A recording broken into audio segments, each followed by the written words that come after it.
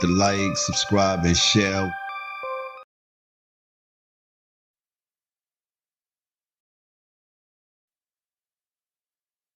What are your expectations for Arch? The absolute roof. I think there's a reasonably good chance that Arch Manning will be sitting on the front row in New York at the Heisman ceremony and compete for not only the SEC, but for the national championship. And I really believe they will. Steve Sarkisian, who's one of the most amazing play callers I've ever seen, he was way too loyal to Quinn Ewers, who was banged up and was really ineffective. Had Arch Manning been instituted in the second half of that game, I think there's a reasonably good chance Texas would have beaten Ohio State and won the national championship. I believe also that Arch Manning is the best college football quarterback we have seen since Tim Tebow entered the scene in 2006.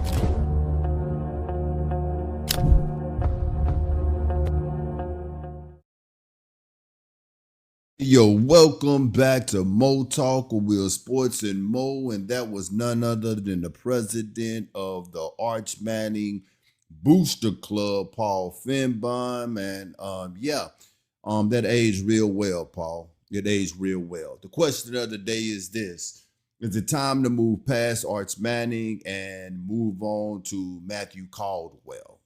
Me, myself, personally, I say yes. It is time to move on past Arch Manning because personally, I'm tired of watching Arch Manning play.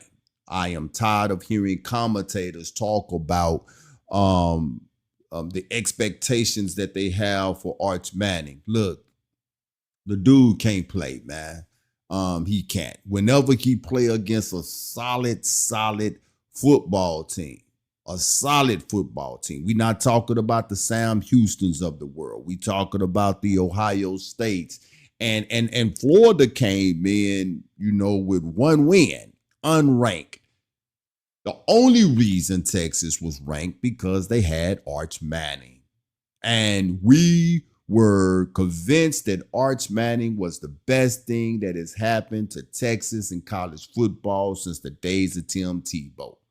And Arch Manning was going to come in and he was going to save Texas football, that he was going to compete in the SEC for a championship. And if he had played in that fourth quarter against Ohio State, he would have beat them. Nah, Arch Manning, you look like garbage, man. I'm going to call it what it is. I'm going to call it how I see it. You are an embarrassment to your last name. You really are. You are an embarrassment to your last name. There is nothing about you to say 5-star. And that makes me wonder, how are you considered a 5-star? In this time that we're in right now and everybody talking about DEI and are you qualified to fly planes? If you are a certain demographic of person, and did you get that job because of your qualifications, or did you get that job because of who you are or who you know, or maybe even your last name? In my opinion, Arch, you are holding a spot for somebody that is more capable than you. No doubt in my mind that Texas probably would have beat Florida, which is a legit non-ranked team. Not a bad team, but a legit non-ranked team. They were a legit 1-3 coming into that game. You lost that game for Texas. And when the game was over with, instead of the commentators calling it like it is, they actually still gave you grace. If Florida's going to keep playing this split safety looks, Arch has to look for someone streaking down the middle of the field and let it go. It's been there twice now. Let's see if he can get it. Arch Manning tries to keep the play alive by shoveling a ball forward. They'll say he's down. George Gums gets the sack, and the clock's going to run out. They're out of timeouts. They've got receivers all the way down the field. I don't know they're going to get another snap. It goes to 0. He tries to spike it. The clock's at all zeros.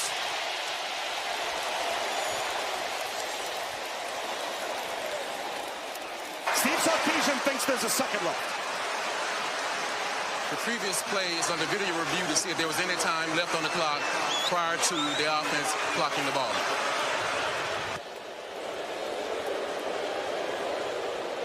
Will Texas get a chance at a Hail Mary?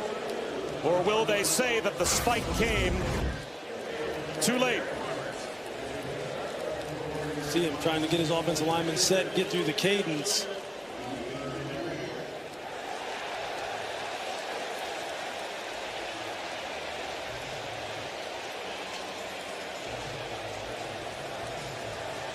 And Jerry McGinn, I thought the rule was if the clock's rolling and there's 2 seconds or less on the clock, you can't spike the ball, right? Doesn't there have to be at least 3 seconds on the clock to even attempt a spike play? That's if the clock After is review, starting. the ball was still in the quarterback's hands with 0 seconds on the clock. By rule, the game is over. There it is. The game is over. So Florida celebrates a win over a top 10 team. And a valiant effort from Arch Manning, Lewis. Well, this is a heartbreaking loss. So many expectations for Texas. But you kind of like some of the things that Arch Manning showed you, especially in the second half. He's made of the right stuff. This is Florida's day.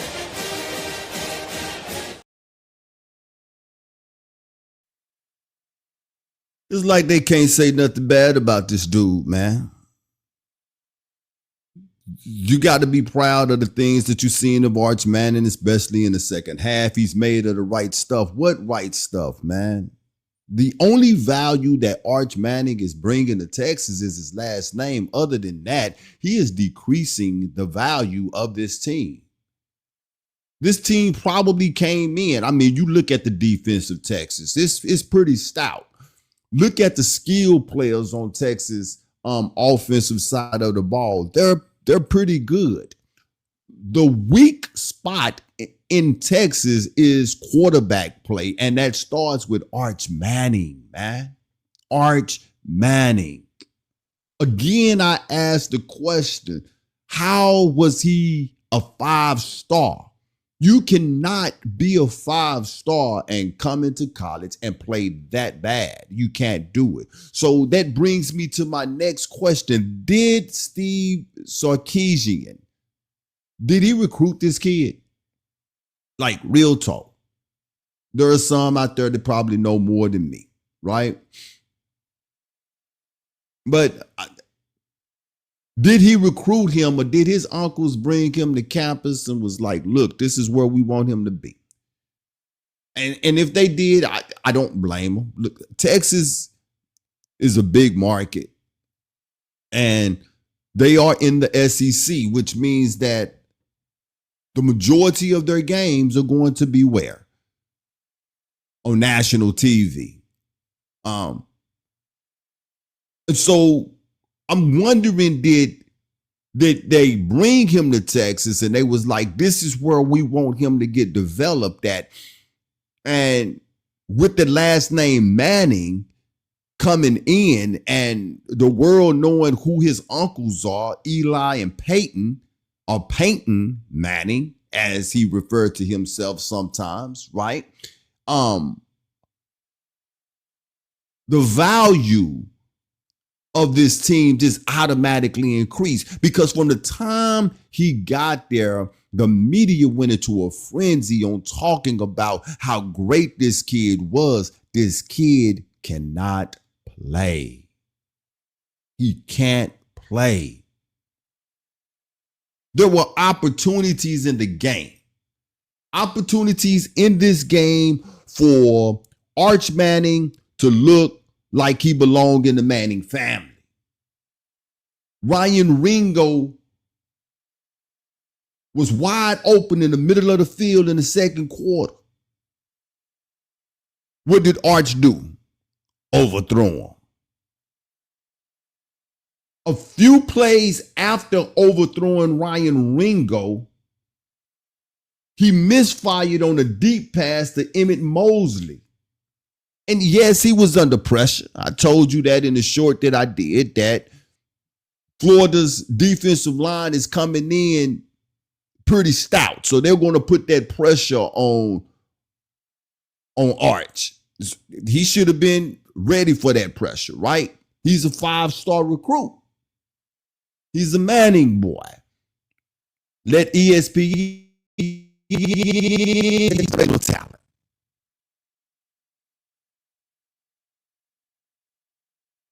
He's generational talent. So a little pressure from a 1-3 SEC matchup, Florida Gators, that shouldn't be nothing. You should be able to hit Emmett Mosley. You should be able to hit Ryan Wingo. You should be able to hit these targets. But you can't. And then the interception that he got in the fourth quarter, that was another awful overthrow by Arch Manning, man.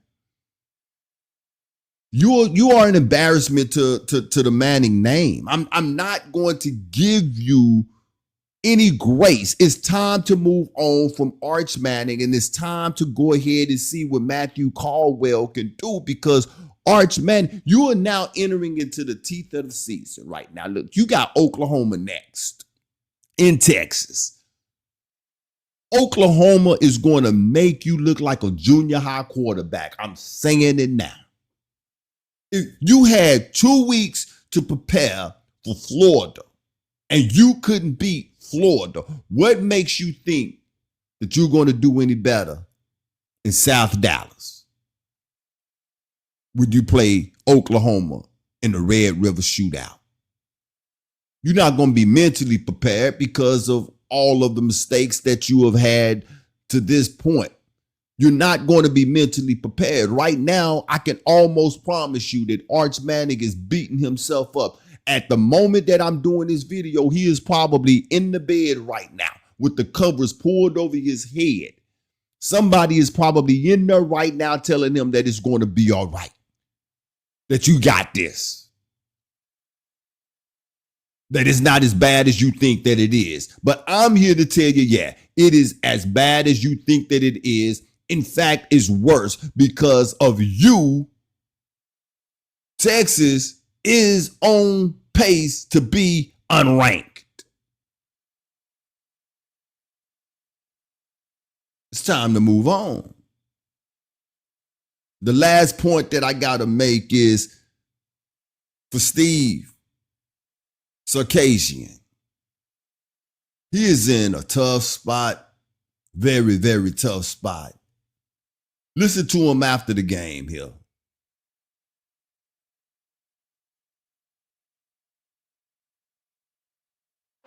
I thought he competed his heart out, and again, for all of our entire team did, I think, most people thought we were probably dead and gone, and we fought all the way back. We had a chance there at the end. I think, a learning lesson for him is the situations of the game, of not taking a sack in 2 minutes with no timeouts and having the ability to throw the ball away. But it was just because he was competing so hard. But he'll learn that stuff, and that's part of the process of growing and developing as a young quarterback. But proud of his competitive spirit, made some big time plays for us. I'm sure there's going to be a few other plays he'd love to have back, but don't question his heart at all. He battled tonight. This man is in a tough spot. You are quarterbacking a Manning. You are quarterbacking the offspring of football legends. It's not that easy to bench him as it would be just anybody else. And I find this interesting that we can talk about an Arch Manning in a time that we got a player like Shedeur Sanders in the league, where people say that, he's only in the position that he is in because of his daddy. And, if he's privileged, that's the word that they want to give to Shedeur. What can we say about Arch? What can we say about Arch? Why is Arch at Texas? With the level of play that we have seen from Arch thus far to this point, what about Texas football is said about Arch Manning? He's not a Vince Young. He's not a Court McCoy. He is not the standard of the University of Texas. So why is he there? Because of who his uncles are. Against Florida over the weekend, he had 13 incompletions and 2 interceptions. Steve Sarkisian, when the mic is in front of him and he is asked about his quarterback, he has to be careful in the words that he say because of who his uncles are and his granddaddy. He is in a hard spot because he know that he is losing games because of his quarterback. This is a darn good coach, man. It was his coaching that kept him in this game. It didn't have nothing to do with Arch Manning. Arch Manning couldn't even get a Hail Mary off at the end of the game. You have got to be the worst Manning that have ever put on pads and called themselves a football player. I can see why Peyton probably didn't try to push you to go to Tennessee. I don't need you to go to Tennessee and ruin what it is that I had over there. And then Eli like, nah, we don't need him at Ole Miss. I tell you what, we're going to keep him in the conference, but we'll send him to Texas. That's what we're going to do. We're going to send him to Texas. Let him make his own name in Texas. And making his own name is exactly what he is doing. This kid is garbage. It's time to move on. Texas should not be going into this Red River shootout against Oklahoma with Arch Manning as their quarterback. There's no way. Matthew Caldwell should get the snaps this week. He's still young. Arch still young. Arch can still learn. But it's so many bad mechanics for him to be at this level. It's so much undoing for him to correct to be at this level. I bet not hear now one more ESPN analyst say that this dude is a good quarterback, that he is a generational talent, that we saw some good things from him. We saw more bad than we saw good. This is your shoe. You can like it, you can hate it, but this is the truth. Arch Manning, you suck.